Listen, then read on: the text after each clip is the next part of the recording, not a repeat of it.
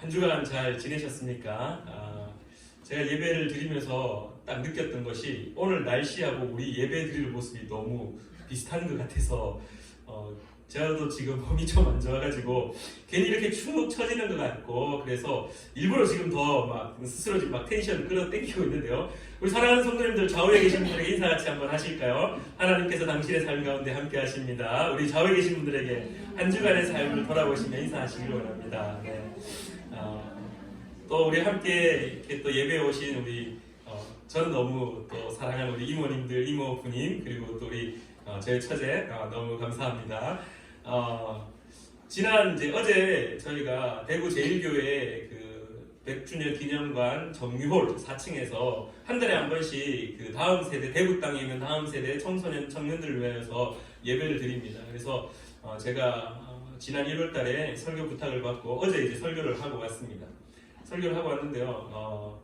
제가 수요일부터 아프기 시작해가지고 너무 막 그 검사는 검사 다 했는데 아무런 문제가 없고 근데 기침만 막 그거 혹시 아시나요? 예전에 제가 그 롤러코스터 이렇게 이월드나 이런 데 가서 타면은 이 몸과 이 안에 있는 정신이 영혼이 분리되는 듯한 느낌. 그래서 기침을 할 때마다 이 뇌는 뒤에 있는 것 같고 몸은 앞으로 나가는 듯한 느낌. 그래서 이 육체가 분리되는 느낌 이런 느낌인가 싶을 정도로 그냥 기침이 아니라 뭐 기침할 때마다 몸을 일으켜 세워서 해야 되는 그러한 기침을 한 며칠간 계속 해서 제가 어제 이렇게 전화를 미리 했습니다. 전화해가지고 도저히 안 되겠다. 설교를 다른 사람한테 좀 부탁하면 안 되겠느냐 그 말을 하면서 이제 목사님 오세요. 이제 친한 형 동생 한 사이라서 형님 그냥 와서 자리만이라도 앉아 있으세요. 우리는 다 백업이 되어 있습니다. 하다가 화장실을 뛰어가도 우리가 뒷받쳐서 이어서 하겠습니다. 그렇게 막 이야기를 하면서 설교의 단에 올라가서 설교를 하는데요.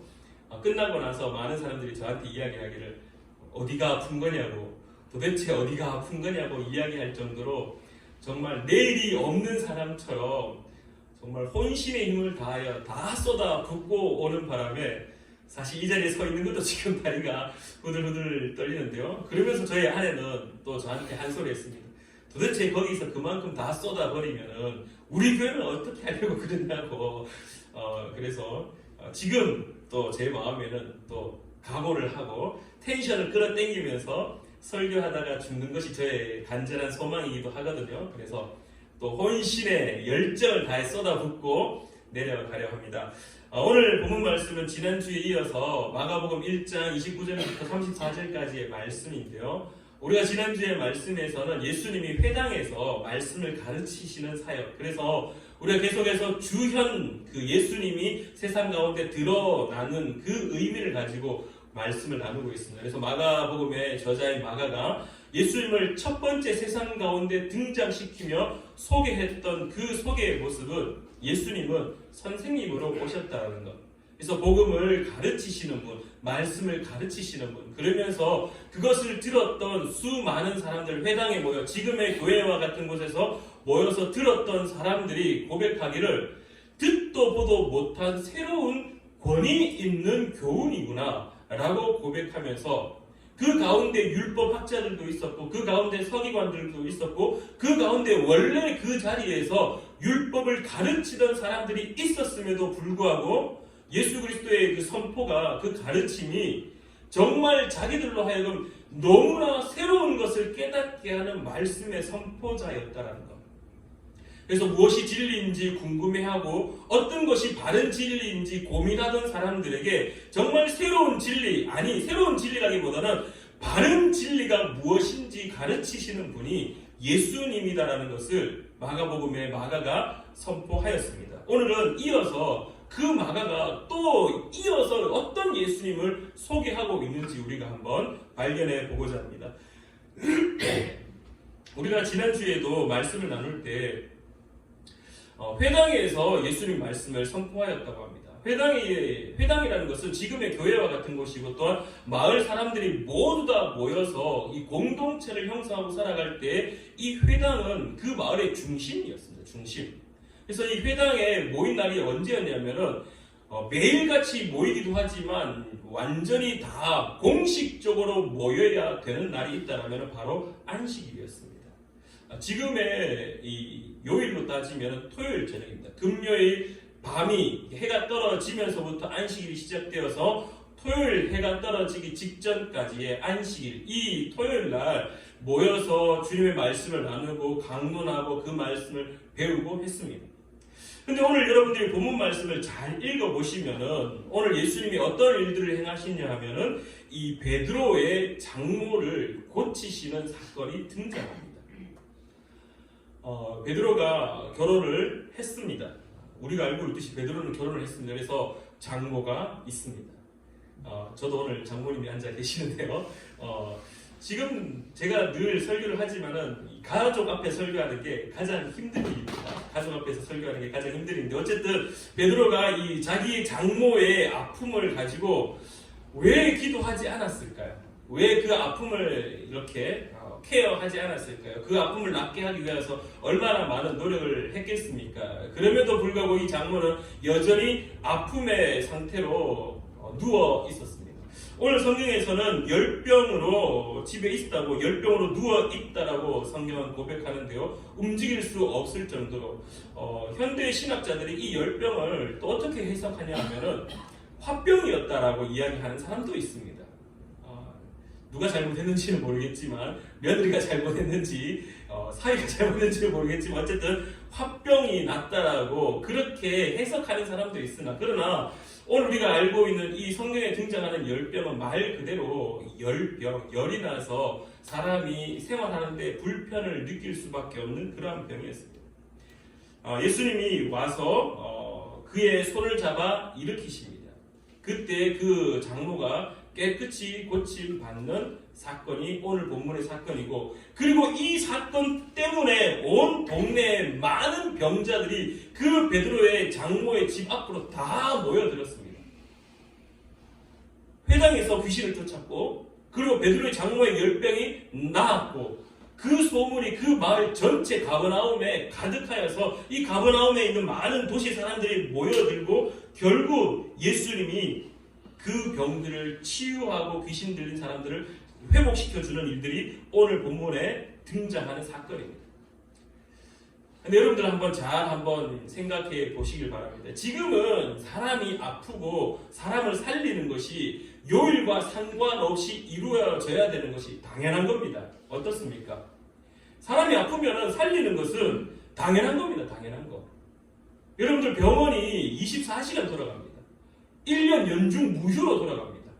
한 번도 쉬지 않습니다. 병원은요, 사람을 살리는 곳이기 때문에 가까이 경대병원 가보십시오. 응급실은 늘 아픈 사람이 가득하고 그곳의 의사들은 한시가 급하게 달려가서 사람을 살리기 위하여서 노력합니다.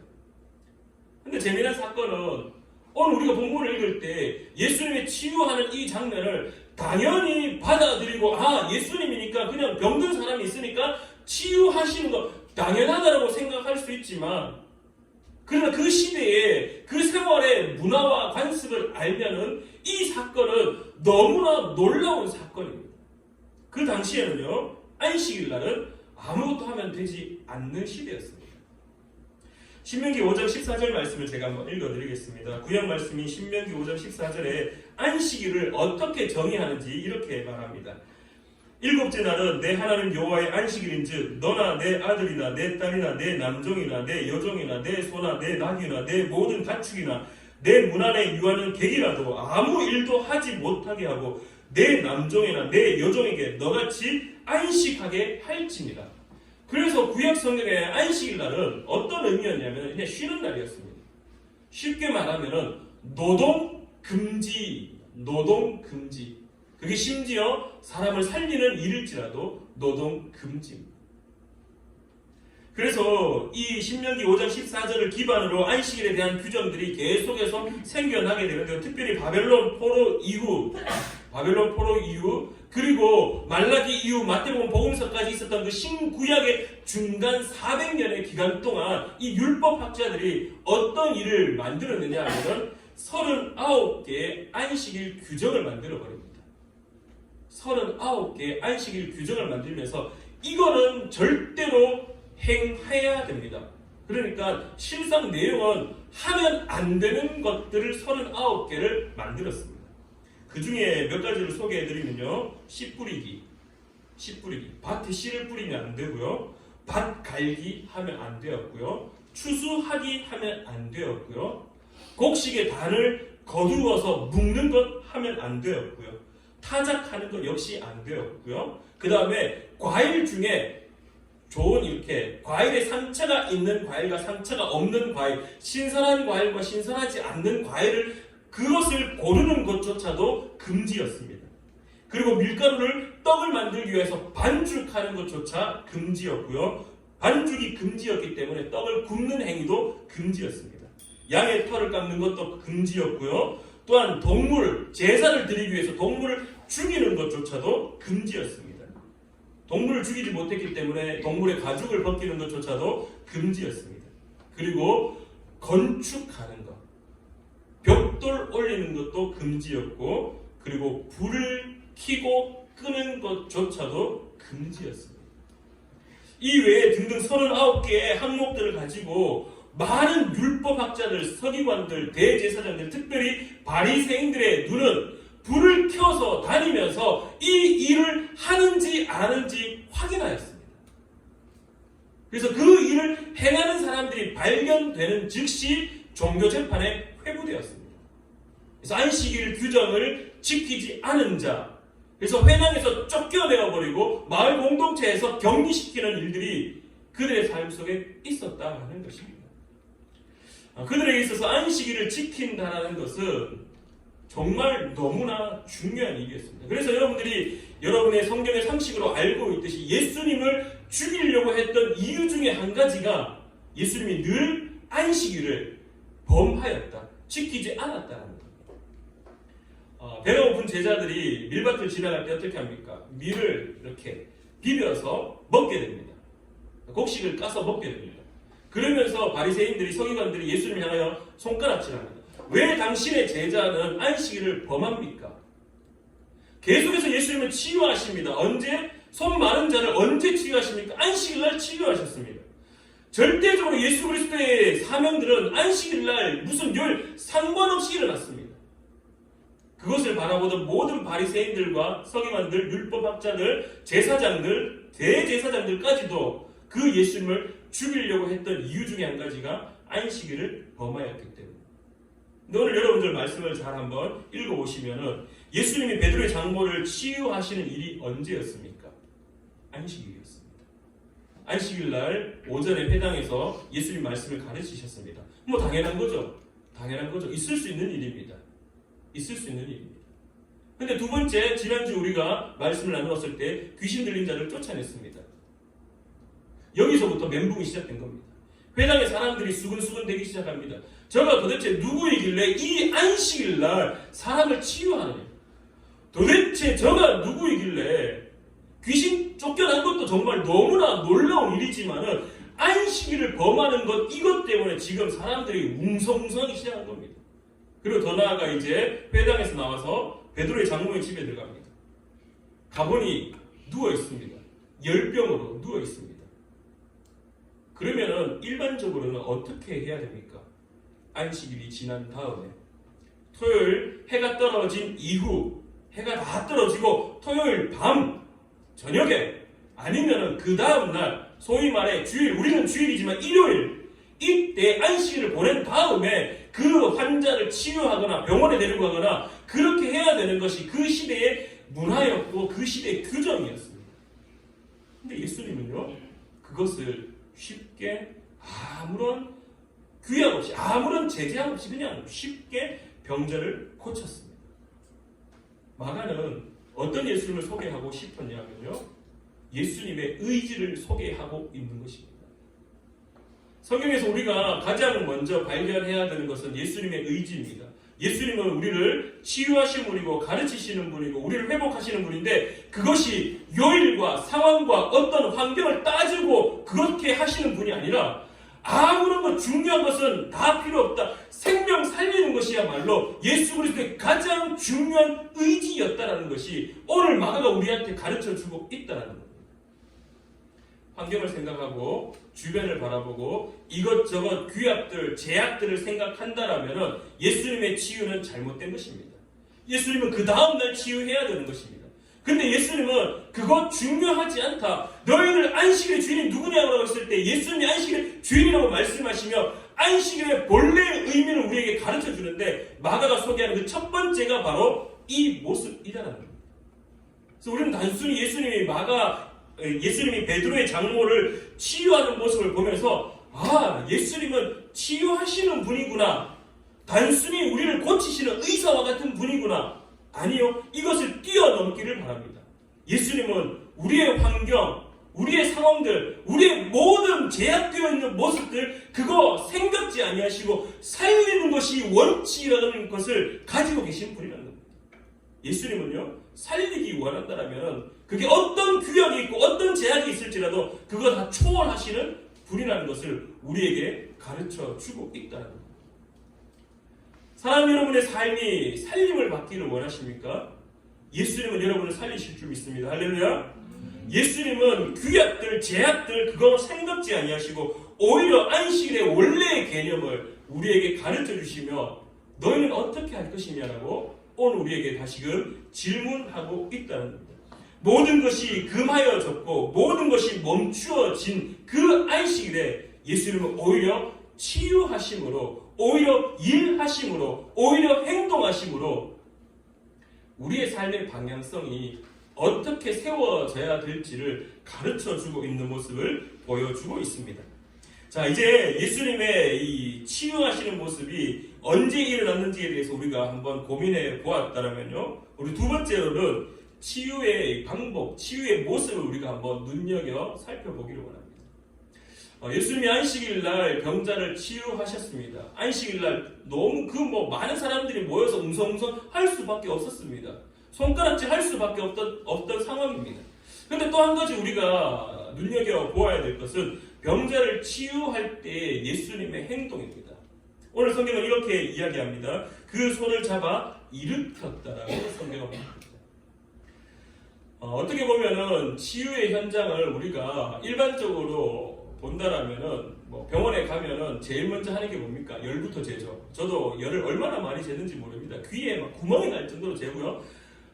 정말 코로나 이후에 코 구멍에 이렇게 찔림을 받는 거는 정말 상상할 수 없을 정도로 여기 신모 병원에 갔었는데요. 오른쪽 코를 찔렀는데 그 찌르는 뭐라고 해야 될까요? 그 키트라고 해야 될까요? 그 짝대기 왼쪽 코에서 나오는 듯한 느낌이었습니다. 훅 찔렀는데 이쪽 코에서 막 그 느낌이 날 정도로 하고 그리고 그게 끝나니까 저는 이제 한 번으로 끝난다고 너무 좋아했는데 의사 선생님이 뒤로 돌아서서 멈추어 계시길래 드디어 끝났구나. 그래 최기석 남자다. 잘 참았다. 그러면서 웃고 있는데 갑자기 환자분 자 힘 빼세요. 한 번 더 하겠습니다. 이제는 왼쪽 코에 찔렀는데 오른쪽 코에서 나오는 정도로 정말 검사하고 나서 너무 힘들었는데요. 재미난 것은 이제 제가 지난번에 독감 검사할 때도 또 그 경험했는데 제 다음에 어떤 여성분이 와서 검사를 하는데 이렇게 이제 의사가 찔렀고 그다음 빼고 또 다시 찌르는데 이제 환자분한테 물었습니다. 환자분 많이 아프세요라고 물으니까 그 여성분이 화를 막 내면서 선생님 그럼 이게 안 아프겠어요? 화를 막 내면서 진료를 하고 진찰을 하고 막 하시는데 그러면서 이렇게 막 배도 올려봐라 이렇게 청진기를 갖다 대고 귀를 보고 목을 보고 많은 여러 가지 의사가 해야 되는 기본적인 치료를 하기 위한 그 진단의 행위들이 병원에서는 일어납니다. 그게 일반적인 거고 그게 우리의 생각 속에 당연한 거고 그게 논리적인 거고 그게 우리가 삶을 살아가고 있는 이 환경 속에 주어져 있는 당연한 규약들입니다.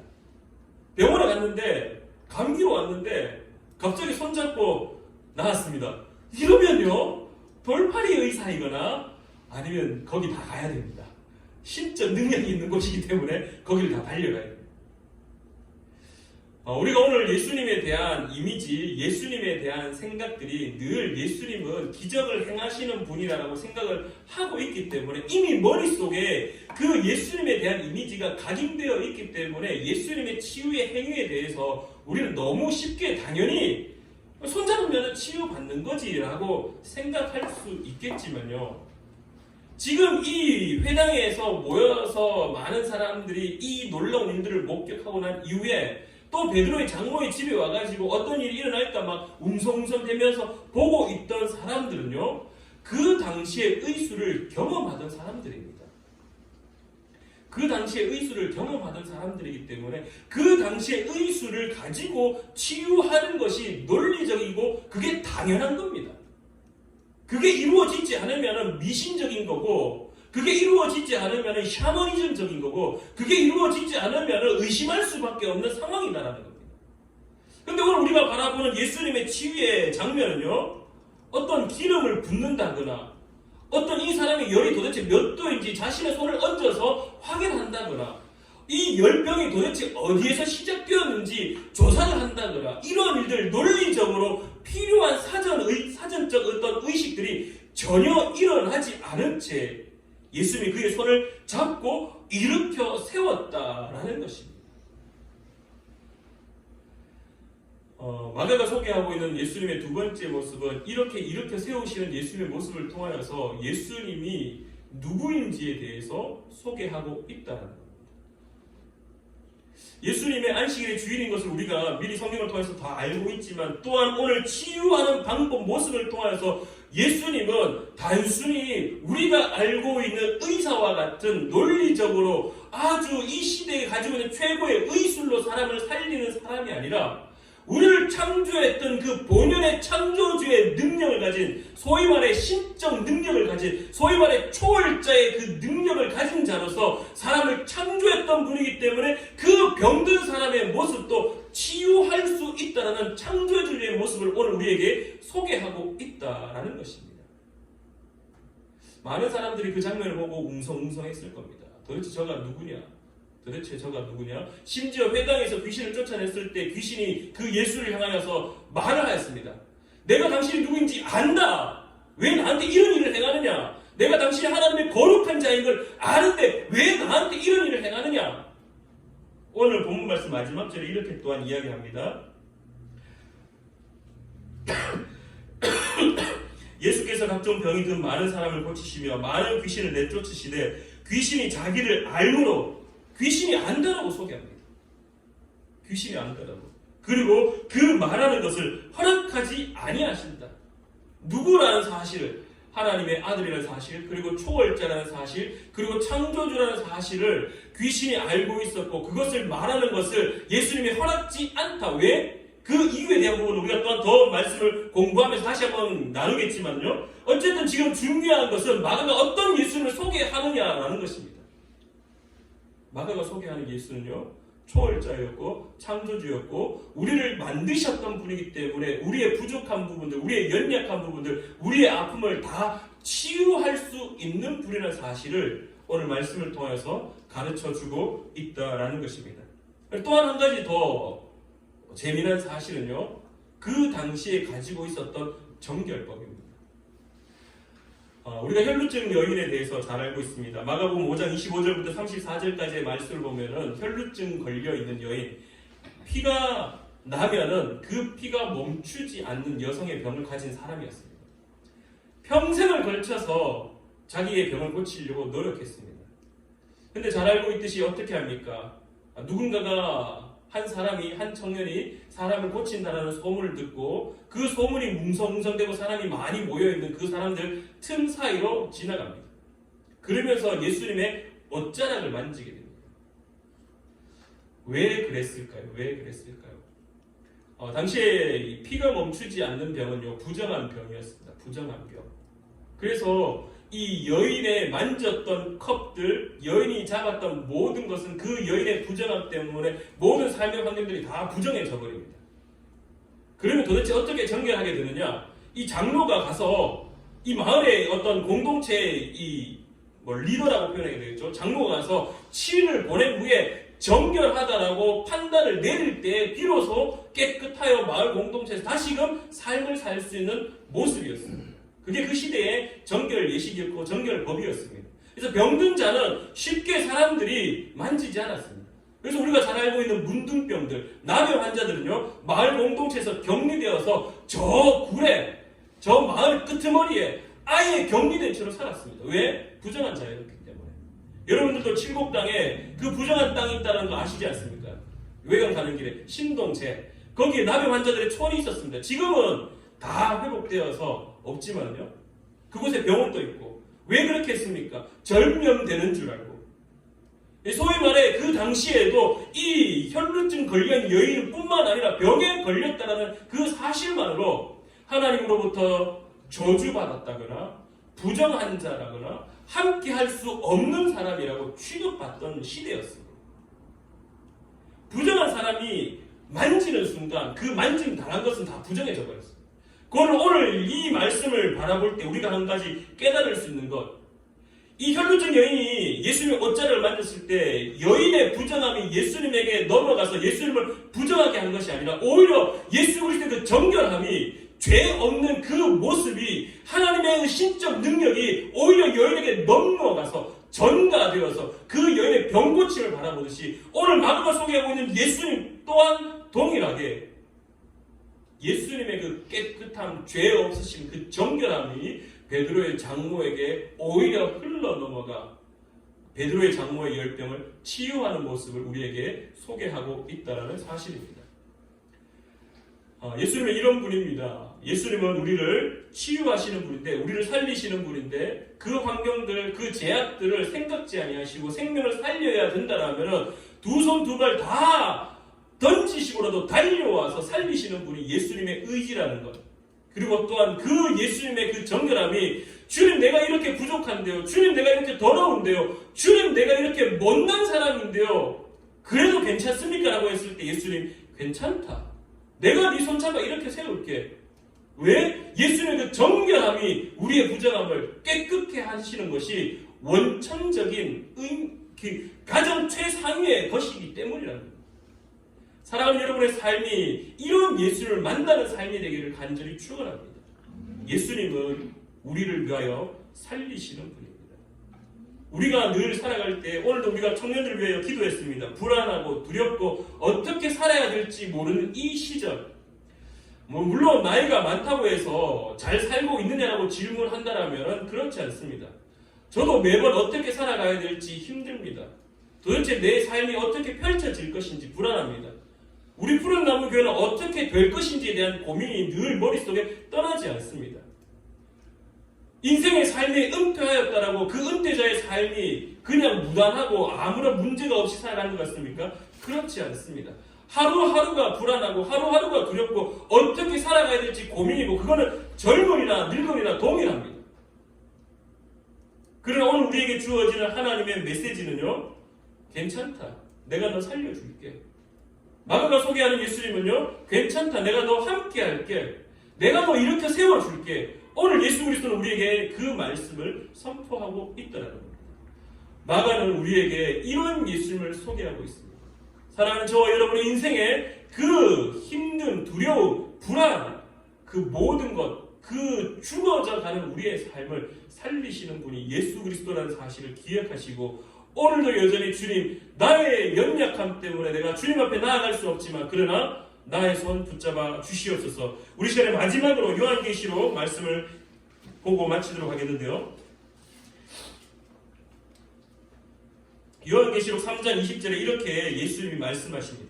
볼지어다 내가 문 밖에 서서 두드리노니 누구든지 내 음성을 듣고 문을 열면 내가 그에게로 들어가 그와 더불어 먹고 그는 나와 더불어 먹으리라. 아멘. 여전히 주님은 우리를 붙잡으셔 주시려고 우리의 문 밖에 서서 두드리고 계시다는 사실, 여러분이 주님을 만나기를 기대하신다면 문 열고 주님이 여러분의 손 잡아주심을 기억하는 저와 여러분 되기를 간절히 축원합니다. 기도하겠습니다. 참 좋으신 하나님 아버지, 은혜를 진실로 감사드립니다. 하나님, 마가가 오늘도 우리에게 예수 그리스도가 누구인지 소개합니다. 주님, 주님은 우리를 살리시는 분임을 믿습니다. 주님은 우리를 치유하시는 분임을 믿습니다. 주님은 우리에게 손 내밀어서 우리의 연약함을 묻지 않으시고 우리의 부정함을 또한 묻지 않으시고 우리의 나약함을 묻지 않으시고 우리의 손을 잡아 일으켜 세우심을 바라봅니다. 사랑하는 주의 백성들이 여전히 삶의 자리에서 힘들어하고 또한 힘겨워 어찌할 바를 몰라 엎어져 있는 순간 속에서 하나님의 손이 있다는 사실을 기억해 하시고 살리시는, 회복시키시는, 일으켜 세우시는 예수 그리스도를 바라보는 자 될 수 있도록 주님 도와주시옵소서. 오늘도 함께하여 주심에 감사드리며 예수님의 이름으로 기도드리옵나이다. 아멘.